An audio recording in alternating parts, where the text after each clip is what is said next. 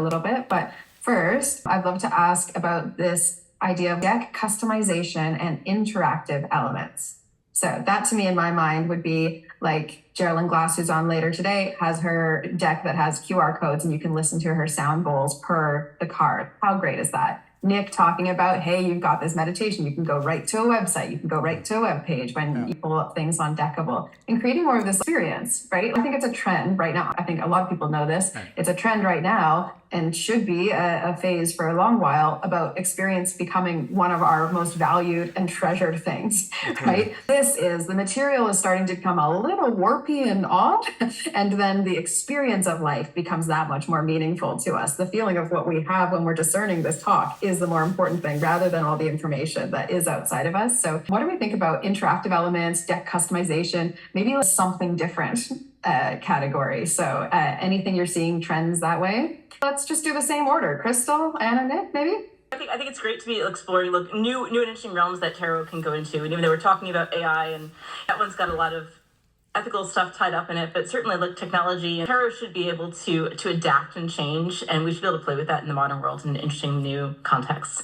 So I'll mention about interactive decks. So this is one that just came out with us about 2 months ago. This is called Tarot Training Sleeves. The idea behind this deck is when you get that very first deck of yours, it doesn't have any keywords on it, and you have no idea what you're doing, this is here to step you through it. So it comes with these plastic sleeves, and then you put your tarot card into there, and then there's a definition card and a keyword sticker. So when you need your initial training wheels, you look at the keyword sticker. When you're ready to get rid of that, you take off your training wheels, and then you can peek at your definition card, which is tucked behind your box. But the tech element here is you see there's a QR code there. So you scan the QR code, and that goes to a special tarot training portal where they've got all the advanced correspondences, where there's a cute little interactive video that talks you through the card. And although this is set up as a step-by-step process, we know plenty of people are probably going to go straight to the QR code and just like hear what the video has to say. So the idea here is like you get to put down that book, because we know it's kind of a distracting process when you're just starting out and you're like, the chariot, what does that mean? 15 flips later, you finally found it. The idea here is just to put it a little bit more into your hand, and also a solution that works for readers that might be more comfortable, frankly, getting their information from video than sitting down and reading 40,000 words about it. Love that. That's great. Haven't seen something like that. I love that there's always something new coming out. That's beautiful. Beautiful. And I know there's lots of people who are probably interested in learning tarot. So I'm glad you also shared that because maybe that will help them. Because we think that you see, I knew someone who had that scrapbook, right? Where you have your one card and then all these details and all these points written all around it. And I go, well, I couldn't take that with me, right? So that's great. Beautiful. Anna, what do you see or what do you think as far as deck customizing and interactive experiences? It's definitely something we've been exploring as well, and something we've been talking about in our community. My co-creator Heath is really passionate about the aspect of gamification of decks.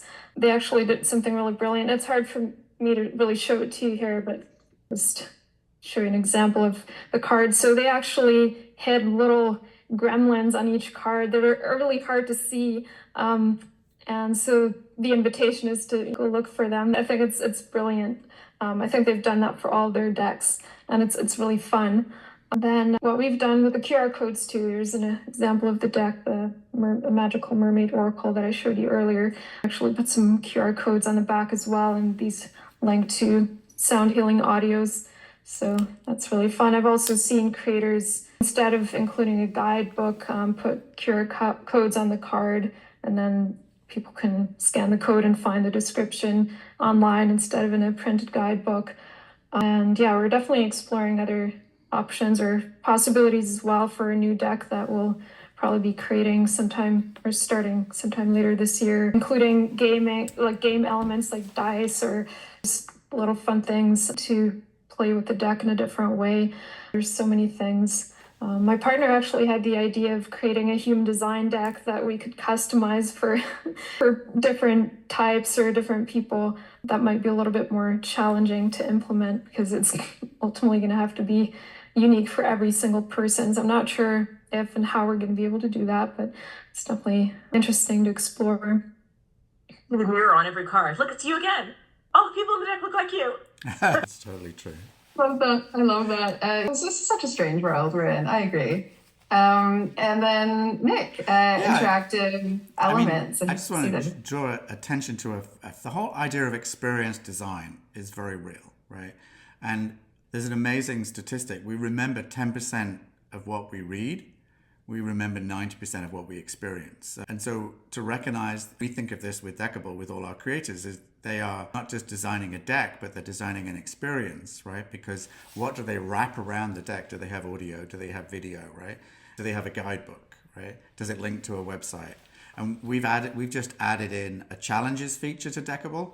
So there's basically, you can create a challenge that's community based, where people like these are 10 cards you can draw and work on day 1, day 2, day 3, day 4, right? Social challenges make it collaborative, make it community based, right? The idea of bringing more people to it and more people turning up and doing the habit, right? Because we all fail on habits. Various people talk about needing 21 days to anchor a habit or needing 60 days. It doesn't really matter. You need to turn up in repetition to make that thing be anchored and achieve the growth and the transformation you're looking for. And that's really the kind of bonus that obviously digital provides to do that, right?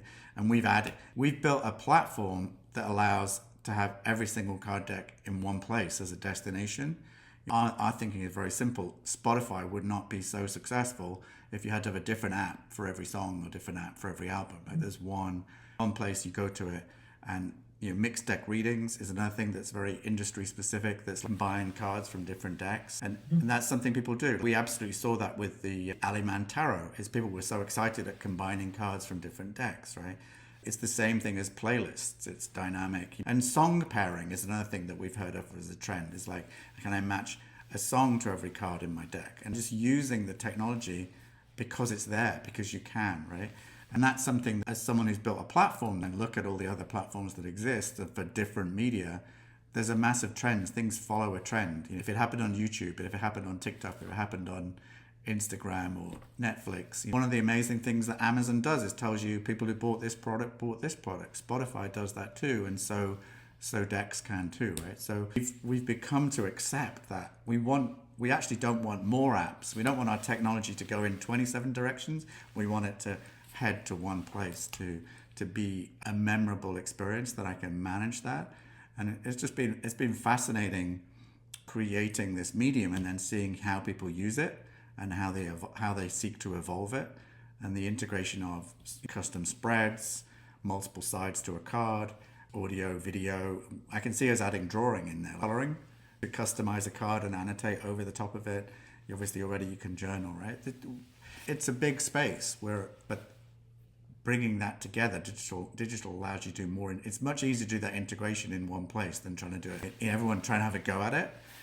I look at lots of different apps and it's like, oh yeah, I can see that. It's a nice try, but it's hard to do, right? And it's expensive to keep doing that. And people don't want more. They want less apps that do more. They want more condensing. We actually use 10 apps, right? There's millions of apps on the App Store. Any individual person probably uses 10 apps a day max, right? We use the same ones because if we use them, they're familiar to us. We go back to them because we're familiar with them, we use them and we know them, right? And that's a real bonus that's hard to understand, but we crave the familiar. Absolutely. We have one more question here from